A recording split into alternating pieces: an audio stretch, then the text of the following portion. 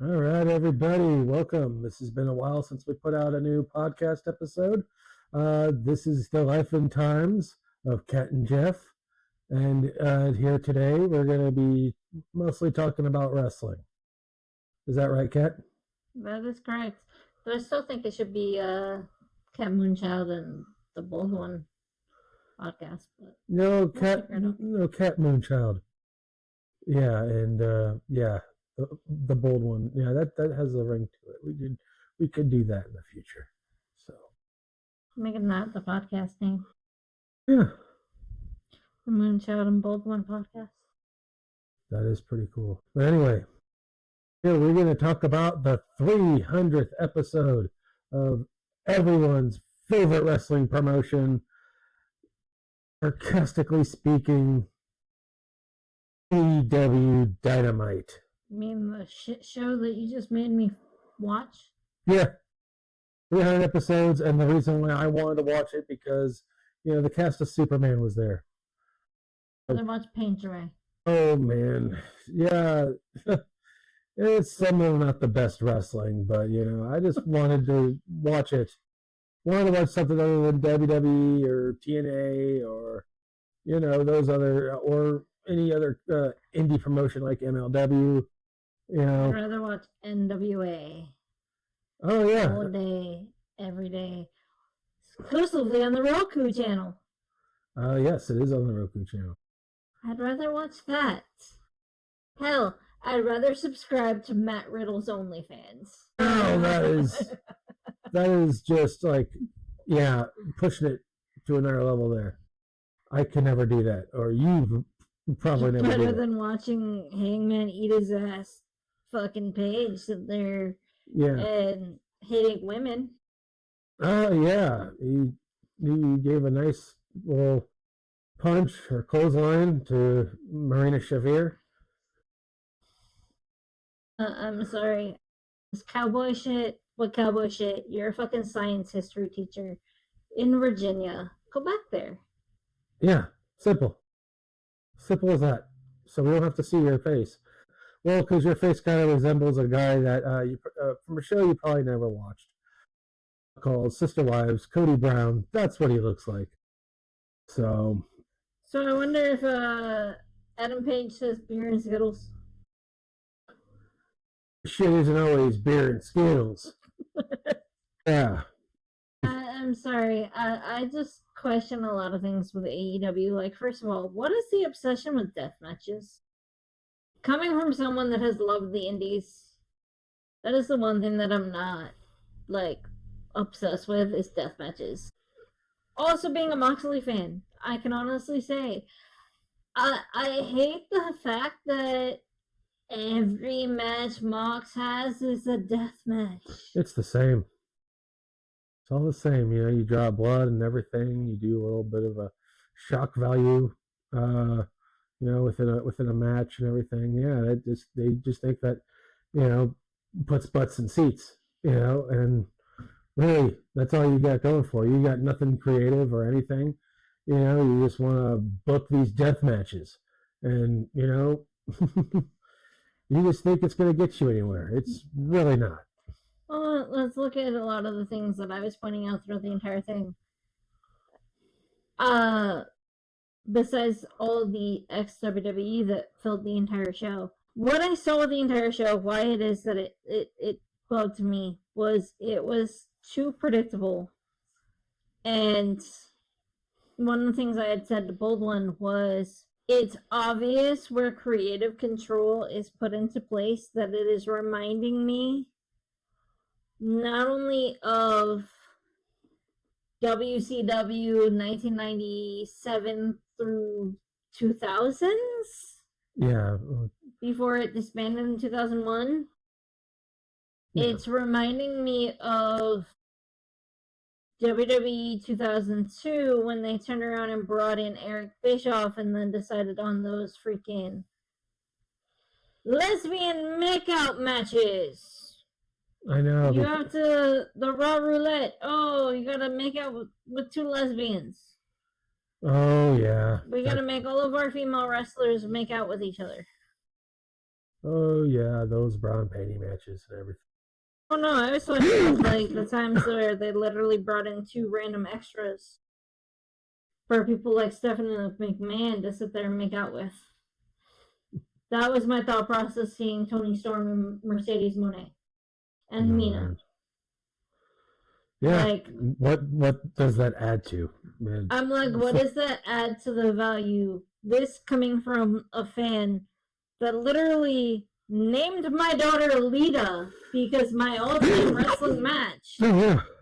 is Lita versus Trish Stratus, the main event of Monday Night Raw that I saw as a child that influenced me to being a fan all my life. That was a match that had influenced me the most.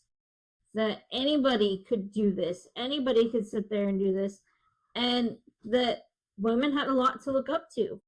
I mean, she did death-defying stunts just like most of the men did during Mm-hmm. the time. You It's know, pretty cool. and I'm sorry, looking at the way that it's booked, AEW's All In, I'd rather watch Saturday night's main event and watch a has been broken ass fucking Bill Goldberg go for the title again against Gunther. I most definitely would love to fucking watch Evolve 2. Or Evolution 2, sorry. I was thinking about Evolve earlier. I'd rather watch the Great American Bash over All In. To which I know what's going to happen is Bryan Danielson's going to show up.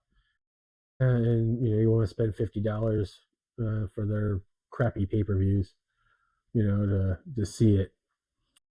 You know, I was reading the news today that Harley Cameron just re-signed her contract and did an extension until 2025, and the big thing was that she got a pay raise.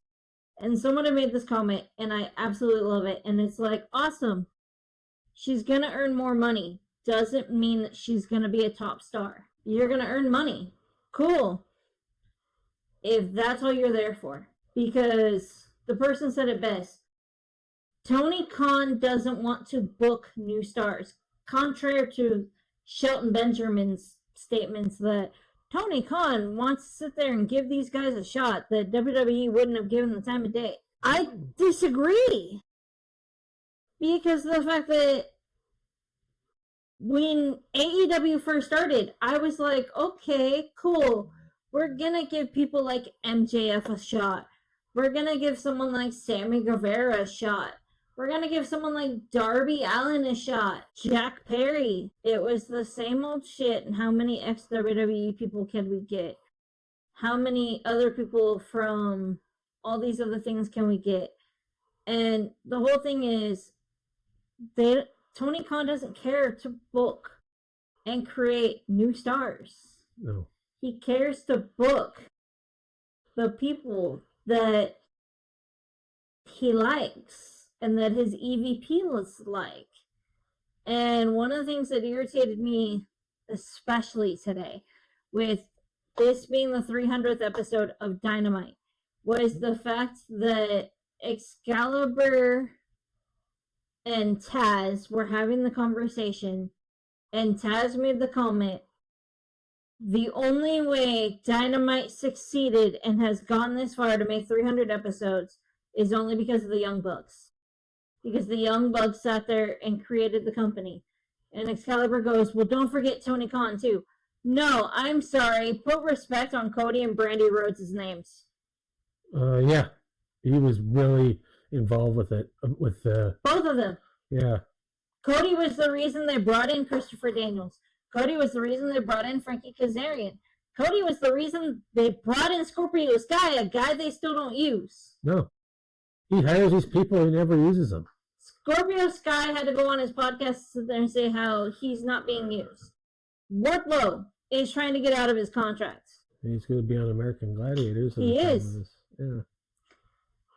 Britt Baker, the woman you created your women's division on, the person that you're like, this is our first female we're going to sign.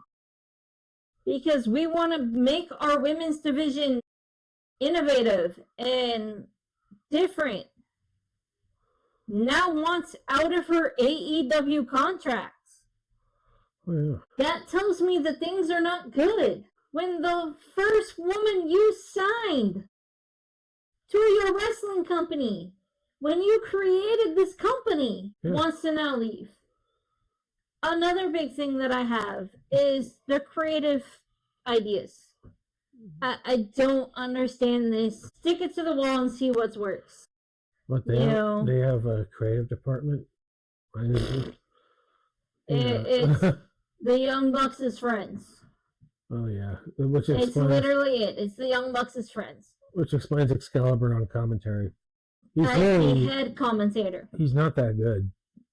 He never will be that good. So you can tell how much he botches the minute you get someone like when Tony Schiavone's actually on commentary, or you get someone like JR on commentary, which he's probably going to retire. I wouldn't doubt it. And it's just like a big thing that I also had is you look at a lot of their women's division. The biggest blunder to me that could have made me someone who doesn't really care for AEW, and like I said, I am a Moxley fan because I'm a Shield fan. I loved everything the Shield did, and I love seeing where they go now with their careers. Well, yeah, they were way over. They all became champions, and they're and Mox just wanted to leave because he just really couldn't get along with Vince at the time. So, and creative, is being there making a freaking joke out of wrestling. Yeah. Almost made you think if freaking Vince Russo was running the show. Mm-hmm. Makes me think Vince Russo's running AEW. Just with more crack. No, crack. He's got the crack, and yes, Tony Khan's got the coke. That's what I said. More crack. More crack cocaine. Yeah. That explains those eyes. Yeah. I laughed. One of the things that was just recently talked about was fans asking Keith Lee, hey, where are you? Are you out on injury? And him going, no, I'm perfectly healthy. And even Dave Meltzer, the Tony Khan fucking worshiper, sits there and goes, yeah, they're just not using him. And I'm like, oh. No, Tony Khan signs these people. Yeah, let's sign them, not use them. Well, Dave Meltzer's excuse is they don't have enough TV time. Well, maybe if you kept your ROH people that you have signed for ROH on ROH. See, that's good booking. You didn't sit there and put ROH title matches on Collision and Dynamite. You kept them on ROH and convinced people to buy ROH. Still to this day. To convince people to go buy the ROH club. And you could literally just show like highlights to their matches to sit there and convince people to go buy the ROH club. Or you could literally put that on YouTube. He just has like the name. You had AEW Dark, which is still on YouTube, and I enjoy watching dark matches. So getting rid of shows like Rampage, and it's like, oh, look at us, we're doing so great. Our numbers speak for themselves. Your numbers are deteriorating, sir. If you go all the way back from the time that you guys started, you guys had high-ass numbers of 800,000, 1 million. You were kicking ass. Nobody's going to say that you guys weren't. But now, only getting 627,000 people to watch your show, and 300,000 only watching Collision, yet you still can't sell an arena, even in Ontario, California. That literally, when WWE was recently there, that whole arena was packed. And you can see that it was filled. AEW, you can see where they put up freaking black curtains. Well, here's the thing. They don't have... Yeah, you can see the black curtains. It's pretty obvious. But, all over the seats? Yeah, well, I'm going to compare them to WCW. You had a couple things going for them, actually. The NWO and Goldberg. They actually came up with an original idea for a wrestling character. Even though he kind of looks similar to Stone Cold because of the bald head and goatee, but still, they had something there, and they went with it. It worked. It got him over. Yeah, but AEW doesn't have any of that. AEW doesn't know how to get anybody over because they don't want to get new stars over. The only person that they finally get over was because he could not be denied, and that was MJF.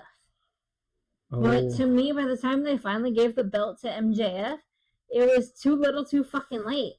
I think he's now the Hurt Syndicate's little bitch boy. Bitch boy, yeah. With his little kosher pickle.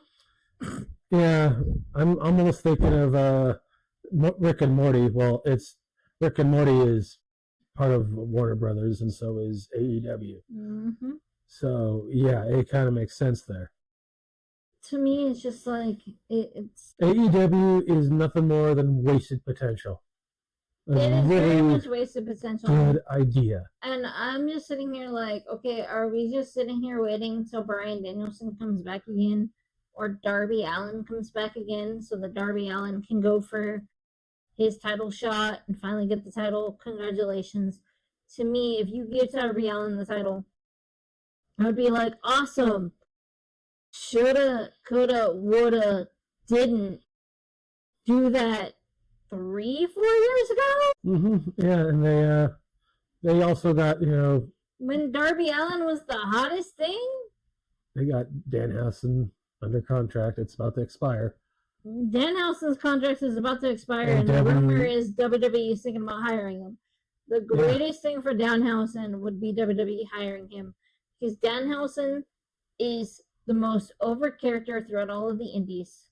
He's the most over character on all social media. Why? Because he's funny as fuck. Well, and AEW signed him, and they just don't know what to do with him. Like, you got a lot to do there. You just don't have a creative, a creative department. You don't have writers. All right? Yeah, you kind of do need writers in order to tell a really good story. Well, that's kind of why it is like going back to that whole chart that Tony Khan released today of, look, AEW is doing so great. I know, it's so cartoony. Someone literally said it, and I love it. They were like, I want to see the graph from the time that you guys released that video footage of Punk choking out Jack Perry and how that backfired on your asses so bad that you were like, I'm in fear of my life from CM Punk. I gotta hide on Daddy's boat because CM Punk made me afraid for my life. You wanna know what I saw in that video? Everything that CM Punk, Phillip Brooks, said to Ariel Hawali happened in his interview that he said how it happened is how the video happened. That the person that got him off of Jack Perry was Samoa Joe. And what do you know? You were doing nothing as it was Chris Hero and Samoa Joe handling it. Yeah. And what'd you do to Chris Hero, dude? You just made him a fucking producer? Fuck. Dude was not that bad of a wrestler. Well, he was Cassius Ohno. Yeah, he was really good. When you go see him on the indies, go look up Chris Hero. Chris Hero and freaking Claudio. They were the best. The only thing that, and it's not even just like repeating like WWE stuff. You guys are repeating New Japan stuff. Like, oh my god, we're having Kenny versus Okada again. Yawn. Yeah. We're going to make them a title belt that one side shows Kenny, one side shows Okada. The winner gets the title belt. Kiss my ass. And that was their 300th episode. That was the main event match. Was Okada versus Ibushi? Yeah. Yeah, it was Ibushi versus Okada. Oh, okay. And Kenny came out and defended Ibushi because Ibushi is Kenny's bitch. Yeah, I might need to rewatch that match. It's because I kind of fell asleep through it. It was a bore. Mostly submission moves. That's about it. It was a massive bore.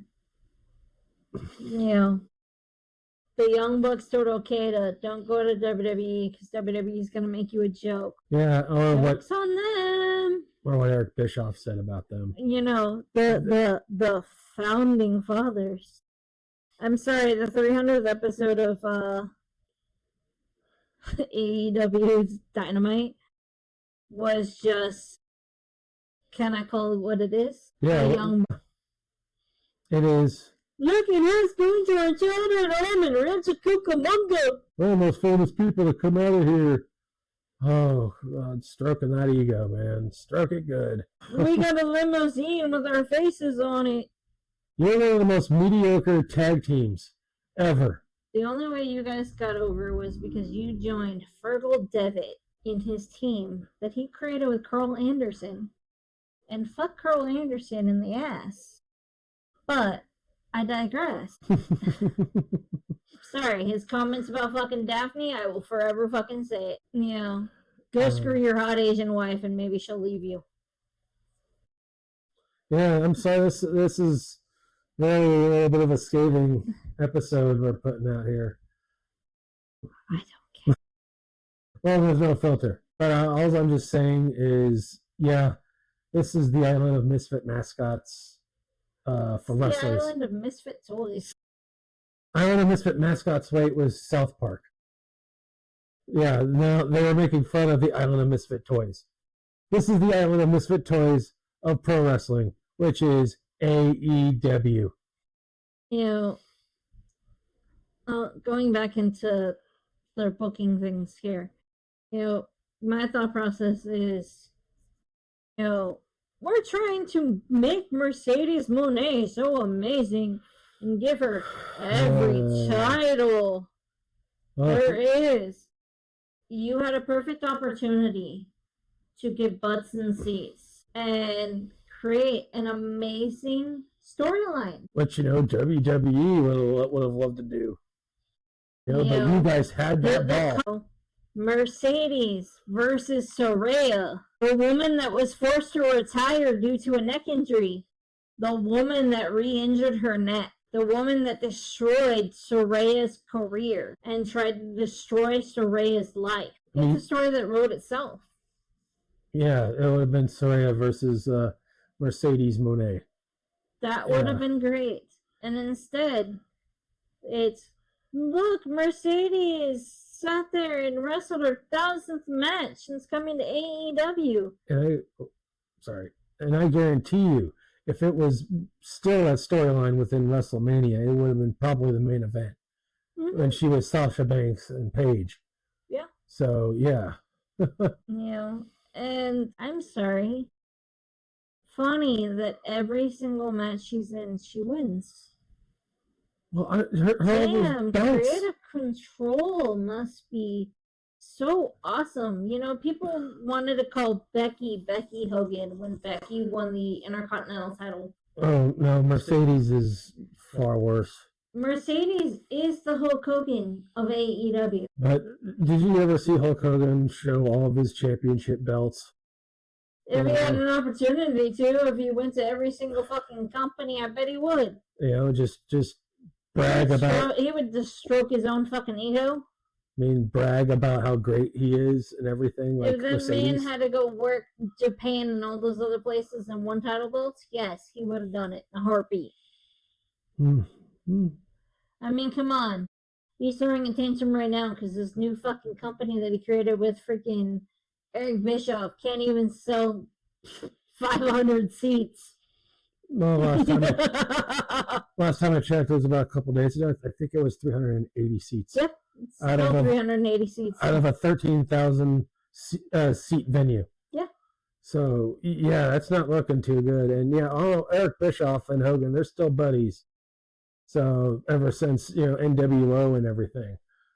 They created this in honor of Trump. Mm-hmm. Oh, yeah. Well, it's not. There's other things we don't talk about. We don't talk about Voldemort, Bruno, and Donald Trump. We just don't talk about those. So, I just want to, let's go back to that.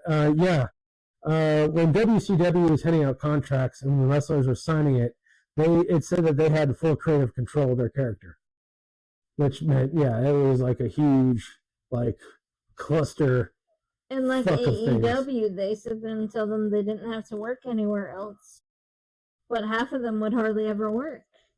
And they're getting paid so much money to just sit at home with their fingers up their ass. Yeah, and them paying Bret Hart like around $2.5 million a year, this insane amount of money, I got a funny joke. By the way, I think it's his birthday today. He turned 68. Yes, I got a funny joke. What? W wrestlers get to go sit at home with their fingers up their ass, while Hangman Adam Page gets to go say, "I eat ass" on. Yeah, seriously, how is that a threatening comment that he said? Do you want to do something dirty to him? Are you attracted to him? I don't know why it is you're telling the man's wife I'm gonna eat his ass. I'm not judging or anything. If that's your lifestyle, that's cool. This is 2025. Seriously, how is that threatening when you want to say I'm going to eat his ass? I'm sorry. Hangman Adam Page, I don't really take him seriously. I really can't. Yeah, he should basically go back to being a teacher, but besides the point. I'm just saying that AEW is doing the same mistakes that WCW did. That Bischoff keeps telling them to stop doing. Yeah, and they're gonna continue doing it, and they're gonna go, tits up, just like just like WCW. Everybody keeps going, "Oh, Tony Khan's not worried. Tony Khan has all the money." Oh God. He's got Jacksonville Jaguars money, and no offense, Thanks, Wade. Thanks, Dad. No, Tony Khan. Yeah. I know. One of the worst fucking teams. Oh, name me the last time the Jacksonville Jaguars made it to the Super Bowl. I think they did a better job last year than my 49ers did, so. They still suck. Besides the point. Also, Eric Bischoff said that with AEW, when wrestlers go there, their careers go to die.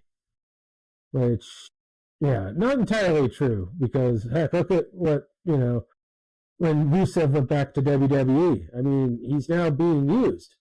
Look at when Ethan Page came to WWE and came to NXT. Ethan Page and Ricky Starks are being pushed and having an amazing feud. And matches. And constantly having character development and constantly pushing past the limits and going and seeing what they can do. And it's only a matter of time that they both end up on the main roster. You also got Lexis King. Lexis King came from AEW, as Brian Pillman Jr. And Brian is doing 10 times better in NXT. I know he's creating his own character too, so he doesn't want to be in the shadow of his father. So he's doing 10 times better as himself and doing what he's doing, and he's changing up his style, changing up his character, and having fun with it. Also, we have vignettes and interviews and everything. They are being used to the fullest, effect. And it's great. Let's look at an example. Jade Cargill just won Queen of the Ring. Somewhat controversially, but I digress. Shoulders were down on Jade, but that was the finish. But that was the finish. It was shitty. She messed up the pin because her leg right there when she did that, her signature. When she did her jaded pin. Yeah, when she was, her signature pin that she does. And her leg just kind of gave up at that point. Yeah. Cramped up. And so this woman's been there for 2 years and it's getting a massive push where people were like, oh, it was so stupid that they instantly gave Jade a title and then sat there and made her undefeated for so long and gave her Goldberg like push. So WWE's like, all right, let's develop her character. Let's show you the different things that Jade Cargill can do. Don't forget Blake Monroe. Yeah, Blake Monroe is becoming the hottest fucking thing in NXT right now. AKA Mariah May. Yeah. Mariah May is proving that she could do more than bloodying herself up with Toni Storm and making out with Toni Storm and Mina. Again, heard my point that AEW is so catered to 18 to I want to say 18 to 25-year-old men. Well, when we looked at that, let's speak about that. The graph. They're obsessed with the graph. Did you say that it was going looking at the demographic of 2-year-olds? Yeah. Oh my god, it's so stupid. Sorry, go ahead. Yeah. But we're catering to the young prepubescents boys. Yeah, that demographic. And that are obsessed with Rosie and her 5 sisters. Yeah. If you get that joke, then you're old enough to understand. Oh. Yeah, I was born yesterday. Okay. And, to these women, and, cool. That's why we had the Divas division for so long, and that was what WWE did. That was then. We're now in a time where women are just as good as the men, if not better. When WWE handles the women's division. Or places like WoW, or, bringing respect and everything towards, women's wrestling. Us, gazing upon it. That is, for wrestling fans. There's so many opportunities now for everybody. And to me, I'm just like, I cannot sit here and watch a thing on AEW and be like, why is this happening? What is going on here? Like, I look at, honestly, I'm still going to call them the Undisputed Era. They were the hottest fucking tag team of NXT. There was nobody that could truly beat, in a faction-wise at that exact time, Undisputed Era. Well, they were the dominant force, yeah. They were the dominant force in NXT because they went to go join their friends. Now look at them. Adam Cole, Roderick Strong, Kyle O'Reilly, they're a fucking joke. In the AEW wasteland.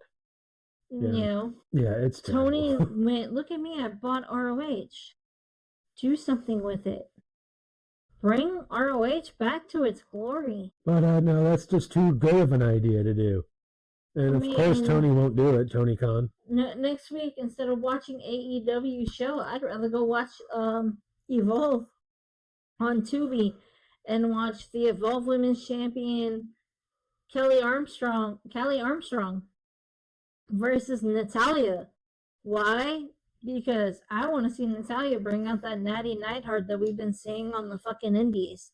That tough grit, take no fucking shit Natalya that, people need to put some goddamn respect on her name. That woman's been here for 18 years in the main roster and busted her fucking ass for a goddamn reason. That is why she's still there. It's not just because of the fact that she's a Hart or and the daughter of Jim the Anvil Neidhart and part of the Hart family. No, it's because Natty worked her fucking ass off. Yeah, she and did. Deserves it. And finally, she's getting used and everything. Yeah. She is trying to bring out the best in this women's division. Well, I'm sorry. And I'm ready for it. Yeah. Looking forward to that tag team, the Dungeon Dolls. Maxine Dupree and Natalya. I really hope they're the Raw tag team for Monday Night Raw. Become champions. That'd be Hope so. awesome. That would be awesome. Well, if it's okay, I'll just say this. Hypothetically speaking, if All In was the only wrestling thing that was on, clearly it's not. It's Saturday night's main event is on that day too, and the Great American Bash on NXT. Evolution. Oh yeah, Evolution. Evolution and Great American Bash are on the same day. Oh man. And the 40th Saturday night's main event. Can't forget that part. It's the 40th Saturday night's main event. Well, no. Hypothetically speaking, if All In was the only thing that was on, I'd be at home probably watching The Wrestler with Mickey Rourke. No, I'm serious. That's a great movie, legit. That shows the truth of pro wrestling. You know, it's a nice little balance there without being too melodramatic. I would rather sit there and watch the shit show dark match horror movie, and I hate horror movies. Yeah, compared to watching All In in Texas. Yeah. Alrighty. Well, do you think you wanna? Like end this right now? Yeah, we can. All right. Well, I hope you enjoyed this episode. Please like, share, subscribe on our YouTube. Find us on Instagram. Find us on Facebook. Find us on X, aka Twitter. So, come listen to us and watch this video on Spotify or wherever else you get your podcasts. Yeah, that too. And it was called The Life and Times of Kat and Jeff, but I'm thinking the name change needs to happen. Okay. What are you thinking? What am I thinking? We can't say talking smack because I think WWE has that. Yeah. Oh no. Talking shit about wrestling. I think this podcast is more about wrestling, though. Oh yeah, but I would like to do some shout outs. I think I might have said that the Mission Impossible movie I saw, I still think that's the best action movie of this year. You should go see it. And I just rewatched one of the Jurassic World movies, Fallen Empire, which I didn't really. No, not Fallen Empire. It's called Fallen Kingdom. And I watched it again. I didn't like it the first time I watched it when I saw it in theaters, but I watched it again. It kind of does grow on me. So. But also, this week, at the time of this video, we did have a new Jurassic World movie that just got released. So, yeah. Anywho, we mostly talked about wrestling, but we could talk about other stuff too. So, but anywho, this is I'm Jeff, the Bold 182. This here is Moonchild Cat the Moonchild, and we will see you next time.